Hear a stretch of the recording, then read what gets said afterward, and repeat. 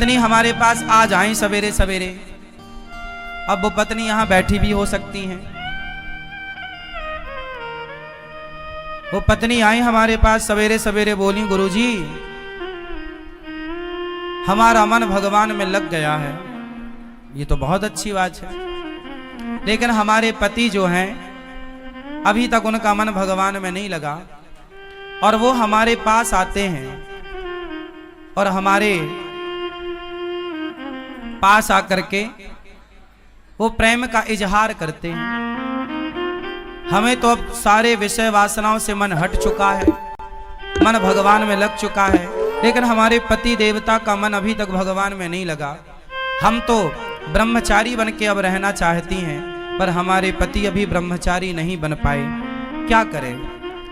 हमें बहुत मन से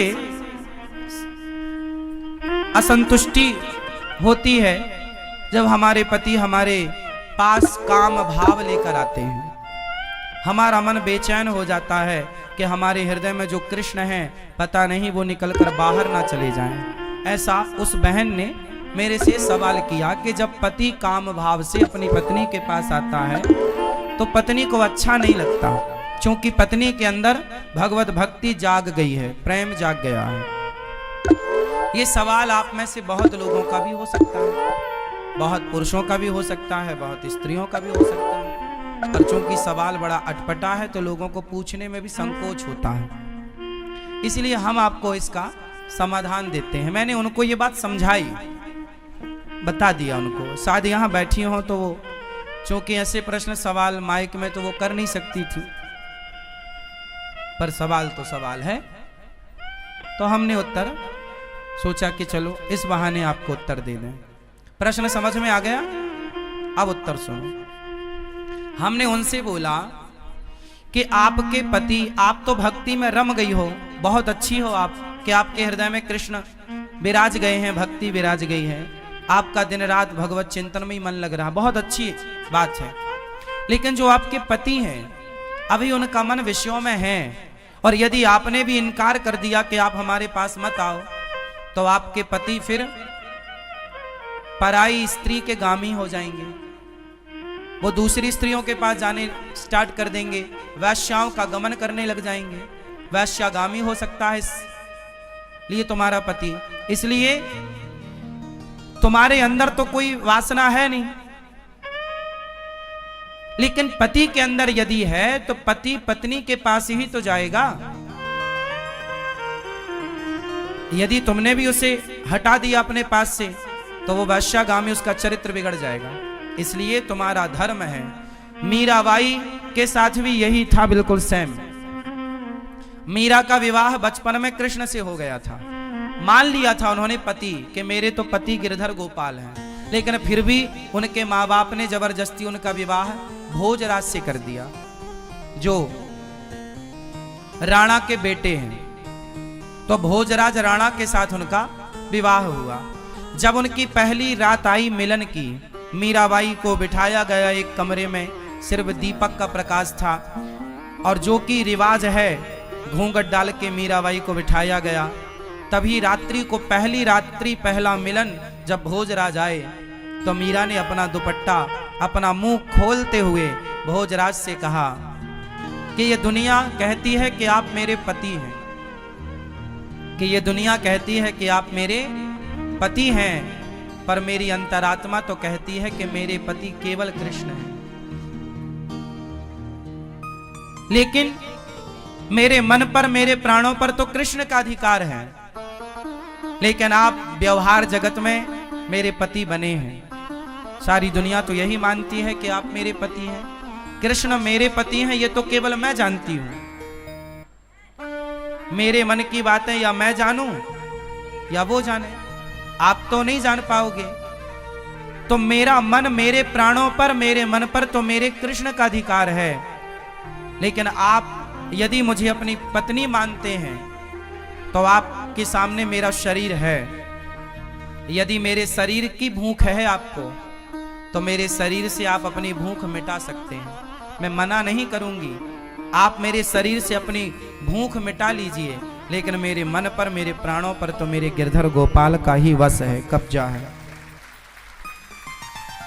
तो इस बात से यह सिद्ध होता है कि यदि आपका पति कामुक है तो फिर आपका धर्म है कि आप अपने पति को भी धीरे धीरे सत्संग से जोड़ें, कथाओं से जोड़ें, धीरे धीरे उसके मन को भी बदलें और उसका साथ दें। आप यदि सोचेंगी कि मैं तो भक्ति में रमी हूं, अब मेरे पति जो मेरे साथ रमण करेंगे तो वो गलत है, वो गलत नहीं है। आपका धर्म है कि आप अपने पति को खुश रखें, प्रसन्न रखें, धीरे धीरे उसे भी सत्संग से जोड़कर। देखो, मन बदला जा सकता है, मन बदला जा सकता है। कैसे? सत्संग से। यदि स्त्री भक्ति करने लग गई और पति को छोड़कर चली गई तो तुम्हारा कल्याण होगा। तुम्हारा धर्म क्या है कि यदि तुम्हारे हृदय की शुद्धि हो गई है तो तुम अपने परिवार के सभी सदस्यों की, अपने पति की, अपने बच्चों की भी शुद्धि करो हृदय की, अपने भक्ति के प्रभाव से, अपने जप, अपने तप के प्रभाव से। यदि आप केवल भक्ति करने लग गई और भाग गई घर से कि अब जी तो मैं तो वृंदावन रहूंगी, मैं तो घर में नहीं रहूंगी, तो ये तो भागना हो जाएगा, ये तो रण छोड़ के भागना हो जाएगा। फिर आपका धाम में आकर के वास करना, अपने पति को छोड़कर, अपने बच्चों को छोड़कर, ये आपका धर्म नहीं है। धर्म तो ये है कि पति और बच्चों के साथ रहकर जो प्रेम आपके भीतर जागा है वही प्रेम पति और पुत्र के भीतर जागा कर उनका भी कल्याण कीजिए और उनका साथ दीजिए। और ये पति पत्नी का अधिकार होता है एक दूसरे के लिए। उस अधिकार से ना पत्नी वंचित करे पति को, ना पति वंचित करे पत्नी को। पति पत्नी दोनों आप खुश हैं, ये बहुत अच्छी बात है। ना तो पत्नी पर पुरुषगामी बने, ना तो पति पर स्त्रीगामी बने। यदि कोई पुरुष पर स्त्रीगामी है, याद रखिएगा, बहुत स्पष्टता से समझिएगा, यदि कोई पुरुष पर स्त्रीगामी है और कोई स्त्री पर पुरुषगामी है तो आप ही बताइए दोषी कौन है? उत्तर दो। यदि आपका पति पर स्त्री गामी है, मीन्स पर स्त्री के पास रहता है, तो इसका जिम्मेदार कौन है? कौन? कौन? यदि पति पर पुरुषगामी है, पर स्त्रीगामी है, तो जिम्मेदार कौन है? और स्त्री यदि पर पुरुषगामी होगी तो जिम्मेदार कौन है? पति पत्नी ही जिम्मेदार है। इसलिए गृहस्थ जीवन में पत्नी का धर्म है। पत्नी को मोहिनी कहा जाता है। पत्नी को क्या बोला जाता है? भगवान नारायण ने 24 अवतारों में एक अवतार कौन सा लिया? मोहिनी अवतार। स्त्री, इसलिए हमारे भारत में श्रृंगार होता है। श्रृंगार किसका होता है? स्त्री का होता है, पुरुष का नहीं होता। स्त्री का ही श्रृंगार क्यों होता है? पुरुष का क्यों नहीं होता? 16 श्रृंगार स्त्री का है तो 8 संस्कार पुरुष को भी होते कि भाई तू भी कुछ लिपस्टिक लगा, तू भी कुछ तो कर। सारा श्रृंगार का स्त्रियों के पास है पूरा कार्य। पायल भी वही पहने, चूड़ी भी वही पहने, मंगलसूत्र भी वही पहने, बिछिया भी वही पहने, बिंदिया भी वही पहने, मांग भी वही भरे, काजल भी वही लगाएं। पुरुष के पास श्रृंगार नहीं है कुछ भी। हाँ या ना? बताओ, स्त्रियों को श्रृंगार क्यों दिया गया? ताकि स्त्रियां उस श्रृंगार से सुंदर दिखें और उस सुंदरता से वो केवल अपने पति को रिझाएं, सिर्फ अपने पति को रिझाएं। मोहिनी है ना, पति को इतना मोहित करो अपने पति को कि आपका पति पर स्त्रीगामी ना बनने पावे। यदि तुम्हारा पति पर स्त्रीगामी बन गया तो तुमने ठीक से श्रृंगार नहीं किया। लेकिन आजकल श्रृंगार होता तो है जमाने के लिए, पति के लिए तो कुछ नहीं है। इसलिए पड़ोसन को रोज, इसलिए जेठालाल दया को नहीं बबीता को ज्यादा देखता है। हाँ।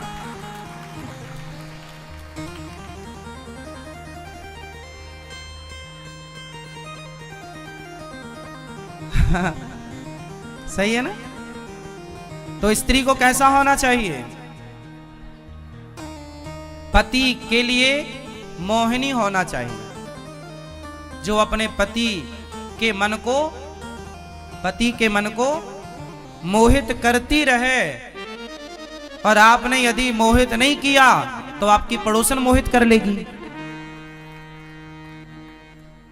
और वो मोहित करेगी तो फिर आप रोती आओगी, गुरुजी हमारे पति का चक्कर है।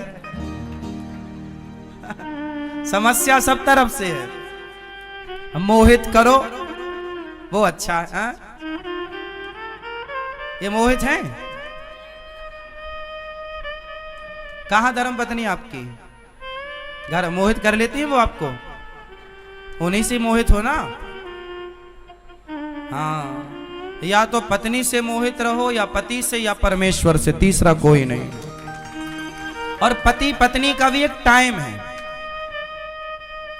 पति और पत्नी भी साथ में तब तक आप रमण करो जब तक कि आपके बच्चे अभी छोटे हैं।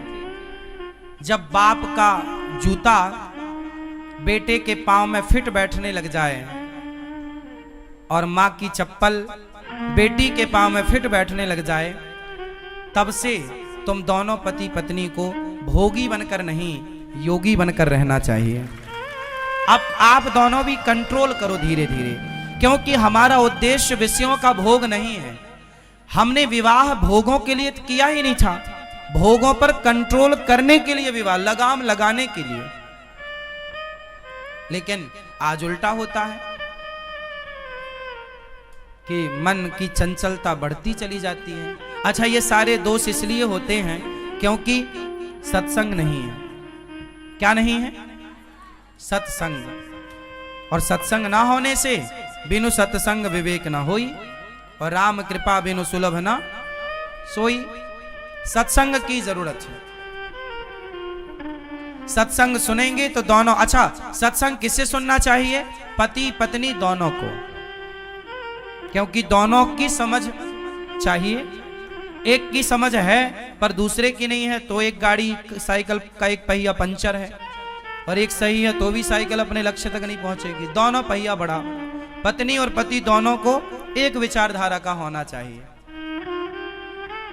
किस विचारधारा का होना चाहिए? एक विचार। यदि दो विचार हो गए तो उन पति पत्नी में झगड़ा तब होता है जब विचार दो होते हैं। पत्नी का विचार कुछ और पति का विचार नहीं मिलने से पति पत्नी में क्या होता है? तलाक होता है, झगड़ा होता है। और विचार मिल गए तो फिर अर्धांगिनी होता है। हमारे यहाँ क्या होता है? अर्धांगिनी।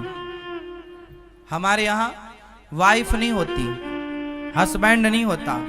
हमारे यहाँ धर्म पत्नी, और धर्म पत्नी है, ये हमारी अर्धांगिनी है। और ये हमारे परमेश्वर हैं, पति परमेश्वर।